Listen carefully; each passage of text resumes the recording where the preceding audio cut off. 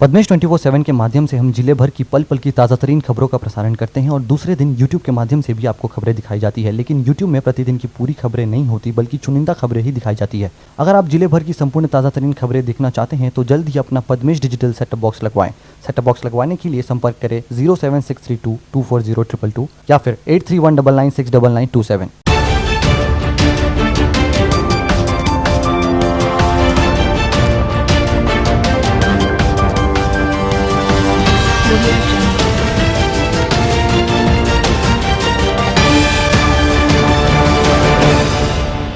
नमस्कार, आप देख रहे हैं पद्मेश 24/7 कृष्णा संडे के साथ।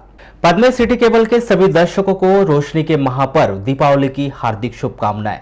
चलिए न्यूज बुलेटिन की शुरुआत करते हैं आज की हेडलाइंस से।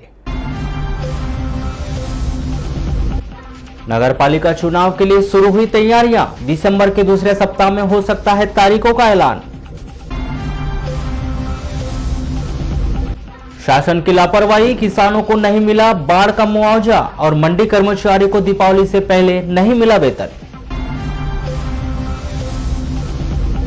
त्योहार के दिन भी सवारियों के लिए तरसती रही बसें, कंडक्टर ड्राइवर हेल्पर ने बताई अपनी परेशानी। अब बढ़ते हैं खबरों की ओर। 13 नवंबर को प्राप्त रिपोर्ट में बालाघाट जिले के 13 मरीजों के सैंपल कोरोना पॉजिटिव पाए गए हैं। शासन के प्रोटोकॉल के अनुसार 18 मरीजों के ठीक हो जाने पर उन्हें 13 नवंबर को डिस्चार्ज कर दिया गया है। इस प्रकार बालाघाट जिले में अब तक कुल 2248 मरीज कोरोना पॉजिटिव पाए जा चुके हैं। इनमें से 2183 मरीज शासन के प्रोटोकॉल के अनुसार ठीक होकर अपने घर जा चुके हैं। 42 मरीजों का उपचार किया जा रहा है। 12 मरीजों को उपचार के लिए मेडिकल कॉलेज छिंदवाड़ा रेफर किया गया है और 11 मरीजों की मृत्यु हो चुकी है। अन्य जिलों एवं राज्यों में बालाघाट जिले के 228 व्यक्ति कोरोना संक्रमित पाए गए। मुख्य चिकित्सा एवं स्वास्थ्य अधिकारी डॉक्टर मनोज पांडे से प्राप्त जानकारी के अनुसार 13 नवंबर को कोरोना पॉजिटिव आए 13 मरीजों में किरनापुर तहसील के ग्राम किन्नी की 28 वर्षीय महिला, ग्राम मड़कापार का 17 वर्षीय युवक, नगरीय क्षेत्र बालाघाट के वार्ड नंबर 32 नर्मदा नगर का 48 वर्षीय पुरुष, वार्ड नंबर 22 का 18 वर्षीय युवक, पुलिस लाइन की 24 वर्षीय युवती, वार्ड नंबर 33 हरिओम नगर का 52 वर्षीय पुरुष, 48 वर्षीय महिला, वार्ड नंबर 1 भरवेली का 28 वर्षीय पुरुष, वार्ड नंबर 1 हट्टा का 29 वर्षीय पुरुष, भटेरा का 20 वर्षीय युवक, बारासूनी तहसील के ग्राम मेहदुली का 52 वर्षीय पुरुष व बकेरा की 56 वर्षीय महिला शामिल है। कान्हा राष्ट्रीय पार्क के भीतर सुरक्षा श्रमिकों के रूप में वर्षों से जंगल और वन्य प्राणियों की रक्षा करने वाले सुरक्षा श्रमिकों ने अपनी 5 सूत्रीय मांगों को लेकर एक बैठक आयोजित की। इसके दौरान महत्वपूर्ण निर्णय भी लिए गए। वन आकस्मिक सुरक्षा श्रमिक संघ शाखा मंडला कान्हा टाइगर रिजर्व मंडला के अंतर्गत जिला बालाघाट बैयर तहसील के अंतर्गत ग्राम गढ़ी में यह बैठक रखी गई। बैठक के अध्यक्ष, उपाध्यक्ष, सचिव एवं कार्यकारिणी सदस्य, परिषद अध्यक्ष संघ के निम्नांकित सदस्य उपस्थित रहे, जिसमें निम्न बंदियों पर चर्चा भी की गई। सुरक्षा श्रमिक संगठन अध्यक्ष रजीश पांडे और उपाध्यक्ष संपत धुर्वे ने बताया कि इस दौरान मुख्य रूप से ईपीएफ कटौती सहित जो श्रमिक 10 वर्षों से अधिक हो चुके हैं उन्हें कुशल श्रमिक का पारिश्रमिक दिए जाने पर चर्चा की गई। खाद्यान्न भत्ता कोर और बफर जोन के सभी श्रमिकों के लिए लागू किए जाने की मांग की गई। कान्हा राष्ट्रीय रिजर्व में जो भी सामग्री डोनेट के द्वारा प्रदायित होती है उसका लाभ कर्मचारी श्रमिक को समान रूप से मिलने और प्रोत्साहन राशि कोर और बफर जोन के सभी श्रमिकों को मिलने के लिए उपस्थित सदस्यों के बीच चर्चा की गई। दीपावली के 5 दिन के त्योहार के दौरान आप और हम जमकर ऑनलाइन खरीदी कर रहे हैं, लेकिन इस दौरान एक बात को ध्यान में रखना बहुत अधिक जरूरी है कि ऑनलाइन खरीदी करते समय ऑनलाइन ठगी का हम कहीं शिकार न हो जाए। पद्मेश 24/7 से खास चर्चा के दौरान अग्रणी बैंक के प्रबंधक दिगंबर भोयर बताते हैं कि जिले के भीतर ऑनलाइन ठगी के केस बीते दिनों के दौरान बहुत अधिक आए हैं। इसकी बड़ी वजह यह है कि हमारे द्वारा सतर्कता और सावधानी नहीं बरती गई और हम ठगी करने वालों के प्रलोभन और बहकावे में आ गए। सभी समस्त बैंकों के ग्राहकों से अनुरोध करना चाहूँगा कि अभी दीपावली की खरीदारी बहुत व्यापक पैमाने पर की जा रही है, जिसमें ऑनलाइन ट्रेडिंग का भी बहुत बड़ा हाथ है, बहुत बड़ा एक व्यवसाय बनते जा रहा है। इसमें अभी बहुत सारे जो है जैसे ही ट्रांजेक्शन फेल होता है एक तुरंत ही आपको एक कॉल आने लगता है या लिंक भेजी जाती है। तो आपसे अनुरोध है कि ऐसे किसी भी लिंक पर आप शेयर न करें तथा अपने बैंकर से संपर्क करें या डायरेक्ट वो जो कंपनी होगा उससे कस्टमर केयर से बात करें। अभी हाल ही में ये ऐसे पाया गया है कि कहीं से फ़ोन आ रहा है, उनसे कहा गया है कि आप हमारे परिचित हैं, आप हमारे खाते में पैसा डाल दीजिए। तो कुछ ऐसे प्रकरण हुए कि लोगों ने उसमें पैसा डाल दिया है, तो लगभग 1 लाख रुपए की ऐसी धोखाधड़ी अपने ज़िले में हो चुकी है। ऑनलाइन ठगी के प्रकरण इस तरह से कि आप भारतवर्ष के सबसे बड़े त्योहार दीपावली को बीते 2 दिनों से लगातार जिले के भीतर भी लोग मना रहे हैं, लेकिन जिला मुख्यालय से लगे हुए खैरी, कुमारी, भटेरा के 1 सैकड़ा से अधिक किसानों को मुआवजे का मरहम नहीं मिलने से दीपावली की खुशियां अधूरी रह गई। पद्मेश 24/7 से अपना दर्द साझा करते हुए किसानों ने बताया कि बीते वर्ष की तरह इस वर्ष भी वैनगंगा नदी में आई बाढ़ की वजह से उनकी फसल पूरी तरह से बर्बाद हो गई। महीनों बीत जाने के बाद भी शासन की ओर से मुआवजा नहीं दिया गया, जिससे उनकी दीपावली इस बार अधूरी रह गई। हमारा तो कम से कम 75% फसल बर्बाद हो गई है।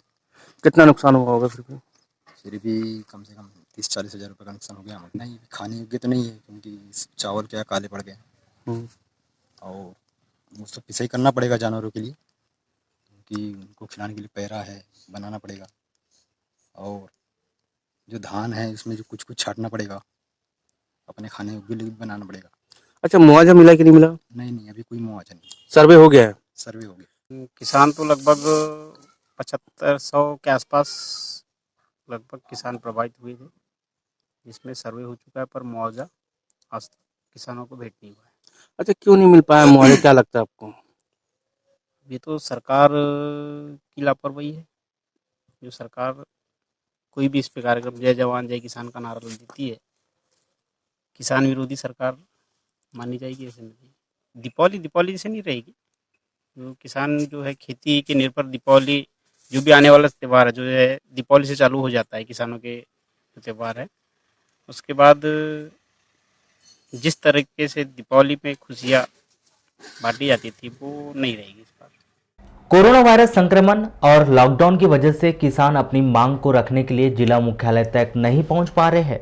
इस कारण उन्हें लगता है कि शासन उन्हें मुआवजा देना ही भूल गई है। हाँ, पूरा 3 दिन तक डूबा रहा। कितने एकड़? ये करीब हमारे 16 एकड़ है। तो अभी क्या परेशानी चल रही है उसमें? अभी क्या है, पैरा बनाने के लिए सब कड़ पे उठा रहे हैं और कुछ धाने हैं उसमें, मगर उतनी नहीं है जितनी। कितना नुकसान हो गया आपको? नुकसान तो आधे से ज़्यादा हो गया। कितने किसानों की धान भीगी रही इतनी? यह कम से कम 70-75 किसान हैं, जिन लोगों का सर्वे भी हो गया है और पूरा खेत जो है 2 साल से प्रभावित है। 2 साल से प्रभावित है। तो क्या मुआवजा मिला कि नहीं मिला उसका? पिछले वर्ष मिला था, इस वर्ष नहीं मिला है। क्या लग रहा है फिर भी आपकी कितनी नुकसान हुई होगी फसल? धान तो 2.5 लाख की धान होती थी। निश्चित ही चुनाव के समय हर नेता, हर उम्मीदवार इस बात का दम भरता है कि वे किसान का बेटा है। किसानों के लिए उसकी सरकार के द्वारा दर्जनों योजनाएं चलाई जाएगी और हर कोशिश वह किसानों की मदद करेगा। लेकिन मैदानी स्तर पर इस बात का खुलासा सीधा सीधा होता है कि चुनाव जीतने के बाद नेता किसान का नहीं होता। नतीजा, दीपावली से पहले उन किसानों को मुआवजा नहीं मिल पाता। कृषि उपज मंडी गोंगले के करीब 2 दर्जन से अधिक कर्मचारियों को आखिरकार त्योहार के पूर्व वेतन नहीं मिल पाया। आपको बताएं कि शासन स्तर पर सभी कर्मचारियों को दीपावली त्योहार के पूर्व वेतन आहरित किए जाने के आदेश थे, लेकिन वर्तमान में शासन के ही द्वारा कृषि मंडी के तमाम अधिकार छीने जाने का दंश कर्मचारियों को भुगतना पड़ रहा है। मंडी में आवक के साधन समाप्त हो जाने के कारण कर्मचारियों को भरे त्योहार में वेतन नहीं मिल पाया, क्योंकि इन सभी कर्मचारियों का वेतन मंडी में आने वाले टैक्स के माध्यम से प्रदान किया जाता है। लेकिन मंडी में जहां एक और किसान धान नहीं ला रहे हैं, तो वहीं दूसरी ओर व्यापारियों के द्वारा भी कृषि मंडी से किनारा किया जा रहा है, जिसके कारण कृषि मंडी के कर्मचारी काफी परेशान। इसके पूर्व अपनी मांगों को लेकर 15 दिनों तक कर्मचारियों के द्वारा प्रांत व्यापी आंदोलन किया गया था, लेकिन मुख्यमंत्री के आश्वासन पर उन्होंने अपनी हड़ताल समाप्त कर दी थी। अभी हमारा करीब 1.5 महीने से पेमेंट नहीं मिल पाई है हम लोग को। अब मंडी में तो आवक निरंगी चल रही है। हम कोशिश कर रहे, किसान आता है हमसे पूछता है भैया माल लाऊंगा, पूछ के आता है, लेकिन ला नहीं रहा है किसान। हम बोल रहे हैं किसान को कि यहाँ माल लाए, हम लोग बेकार की धान बिकवाने की पूरी व्यवस्था करेंगे। अच्छा, कितने कर्मचारी हैं यहाँ पर? यहाँ पर 28 कर्मचारी हैं। 28 कर्मचारियों को ही नहीं मिला वेतन? हाँ, किसी को नहीं। तो इसके लिए आप लोगों ने प्रयास किया था अपने? हाँ, प्रयास किया ना। हम लोग किसान को बोल रहे हैं कि मंडी में लाइए, ताकि हमको टैक्स मिलेगा, उसके माध्यम से हमको तनख्वाह मिल पाएगी। अगर धान नहीं आएगा मंडी में तो हम कर्मचारी को टैक्स नहीं मिल पाएगा, और टैक्स नहीं मिलेगा तो कर्मचारी को तनख्वाह नहीं मिलेगी। यूं तो दीपावली का त्योहार हर कोई बड़े धूमधाम से मनाता है और महीनों से इसका इंतजार किया जाता है, लेकिन जिले के भीतर एक तबका ऐसा भी है जिसके लिए दीपावली इस बार खुशियों से ज्यादा परेशानी लेकर आई। 8 महीने से काम बंद, आर्थिक तंगी, यही इन लोगों की कहानी।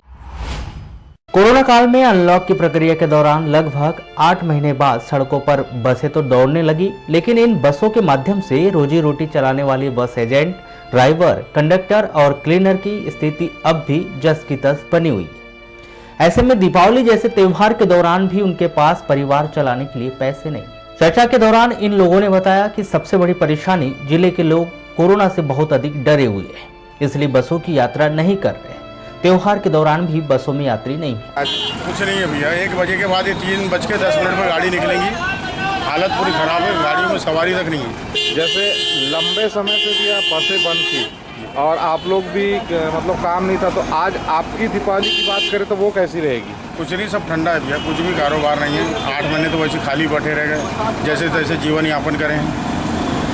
जैसे कि हर समय त्योहारों में यात्री आते जाते थे, आज क्या कारण होगा इसका जो आ नहीं रहे? क्या वो कोरोना काल जब चला है तो पैसेंजर उधर से जब जितने लेबर थे भैया रोड मलाजखंड रोड के सब वापसी लौट चुके हैं, और कुछ भी नहीं, अभी लोकल पैसेंजर हैं जो 2, 4, 5 ऐसा लेकर के बसें चल रही हैं। और ट्रेन जैसे कि बंद है, उससे कुछ असर पड़ेगा? हाँ, लोकल ट्रेन फर्क पड़ता है ना, पूरे अपने धंधे महाराष्ट्र से जुड़े हुए हैं, गोंदिया से उधर से टचिंग आती है, तो यहाँ करके चारों तरफ के पैसेंजर बढ़ जाते हैं। भैया हमारी दीपावली इस बात कुछ भी नहीं भी, हम लोग रोज़ कमाए रोज़ खाने वाले आते हैं। कैसे करेंगे? घर पर परिवार बच्चे हैं? जैसे भी थोड़ा बहुत ला इधर उधर अभी कर अपना घर चला रहे हैं हम। मतलब आप लोग की दीपावली ठंडी है इस बार, कुछ नहीं है हमारे पास मान के तो वो तो 8 महीने बाद आज 5 दिन हुआ गाड़ी में चल रहा हूँ, फिर भी 500 रुपये नहीं मेरे जेब में। आप समझ सकते हैं दिवाली के त्यौहार में पैसे कितने मायने रखते हैं। क्या लग रहा है भैया आज यात्री नहीं है? यात्रियाँ भी नहीं, खाली गाड़ी चल रही, डीजल का बड़ी मुश्किल से निकल रहा है, कैसे भी चला रहे हैं। अब उम्मीद है कि आज 2-4 दिन में कहीं धंधे उड़ जाए तो थोड़ा सा दीपावली। लेकिन अभी की बात करें तो कैसी जाएगी दीपावली आप लोग? अभी तो बहुत बेकार है, बहुत हालत खराब है। बस में वर्षों से ड्राइवर, कंडक्टर, एजेंट का काम करने वाले यह लोग बताते हैं कि वर्षों के बाद एक ऐसा मौका आया है जब दीपावली के अवसर पर बसें खाली चल रही है और यात्री नहीं मिल पा रहे। रोज कमाने रोज खाने जैसी स्थिति है। इसके बाद भी प्रशासन और शासन की ओर से उन्हें कोई भी मदद नहीं दी गई। दिन में रोज कमाना है रोज खाना है। तो क्या लग रहा है, अच्छी दीपावली जाएगी इस बार या नहीं जाएगी? बहुत बेकार जाएगी। क्या कारण मानते हैं इसका? ट्रैफिक ही नहीं है, सवारी ही नहीं है, खाली खाली गाड़ी जाती है। अब सवारी मिलेगी तो पैसा बनेगा तो हमारा ही होगा। जैसे हर साल की बात करें तो इस साल यात्री की क्या स्थिति? जैसे हर साल त्योहारों में इतनी भीड़ रहती है, पैर रखने की जगह नहीं, आज क्या स्थिति है? एकदम खाली खाली चल रही है। जैसे कि भैया अभी पिछले 6-7 महीनों से बसें बंद थी, आप लोग का भी काम नहीं था, अभी दीपावली का पर्व आया और आज से बसें भी कुछ दिन चल रही है, तो क्या स्थिति है अभी आप लोग की? स्थिति तो डामाडोल चल रही है। हम लोग कैसी दीपावली मनाएंगे आप? दीपावली क्या हमारी तो आफत ही है, दीपावली कैसे मनाएंगे? अच्छा, हर साल इस समय काफ़ी भीड़ भाड़ रहती थी, आज की बात करें तो आज क्या स्थिति? इस साल भीड़ भाड़ कुछ नहीं। धंधा कैसा? धंधा तो बढ़ता चल रहा है। ये 7 महीने से लॉकडाउन रहने की वजह से हमारा सब कारोबार सब बंद था। अभी स्टार्ट हुआ है, समथिंग 4-5 दिन हुआ, बसें चालू हुई तो अभी धंधा तो सब खत्म ही है, थोड़ा बहुत बचा हुआ है बस, थोड़ा बहुत। आपकी दीपावली कैसी रहेगी? दीपावली तो सब ऐसी है नॉर्मल। अच्छा। कुछ दीपावली में ऐसा लग रहा है कि दीपावली है। आपके घर पे भी घर परिवार होगा, उन लोग के साथ कैसी व्यवस्था करें? क्या परेशानी जाएगी? व्यवस्था करना पड़ेगा कहीं से भी, अभी व्यवस्था कुछ नहीं है, कहीं से भी व्यवस्था करके इधर उधर से इंतजाम करना पड़ेगा, बस वही है। इसका क्या कारण क्या मानते हैं? बस यही कोरोना। प्रशासन ने कुछ करना था? प्रशासन से कोई व्यवस्था नहीं हमारे तरफ। मध्य प्रदेश में बीते दिनों 28 सीटों पे हुए उपचुनाव के बाद से नगरीय निकाय चुनाव को लेकर हलचल तेज हो गई है। संभावना यहां तक व्यक्त की जा रही है कि दिसंबर के दूसरे सप्ताह में नगरीय निकाय चुनाव की तारीखों की घोषणा कर दी जाएगी। इसके पूर्व निर्वाचन आयोग के द्वारा कोविड को देखते हुए निर्देश जारी किए गए थे कि एक मतदान केंद्र पर 1000 मतदाता ही मतदान करेंगे। इन दिनों ईवीएम मशीन की प्रथम चरण की FLC की कार्रवाई भी पूरी कर ली गई है और चुनाव के पूर्व के लिए अन्य सभी प्रक्रिया भी शुरू हो चुकी। अभी मतदान केंद्रों का एकीकरण की कार्रवाई चल रही है। इसमें 1000 से अधिक जो मतदाता है मतदान केंद्र में उनको तोड़ के 1000 किया जा रहा है। 1000 तक के मतदान केंद्र को बनाया जा रहा है। सर क्या ईवीएम से होंगे क्या बैलेट पेपर से होंगे? अभी तक तो ईवीएम से ही होने की जानकारी है। तो क्या तैयारी होगी सर ईवीएम की? हाँ, ईवीएम की FLC कार्रवाई अभी हो चुकी है। हैदराबाद से इंजीनियर आए थे, वो FLC कार्रवाई पूर्ण करके यहाँ से रवाना हो चुके हैं। और फिर क्या बचा हुआ है? अब उसकी FLC 2-3 बार होती है। अब तो ये फर्स्ट था, रिपेयरिंग वगैरह जो मशीनों में करना था वो करके हैं, तो सुधार कार्य हुआ है। तो पद्मेश 24/7 में बस इतना ही। आप बने रहिए हमारे साथ, देखते रहिए पद्मेश 24/7। नमस्कार।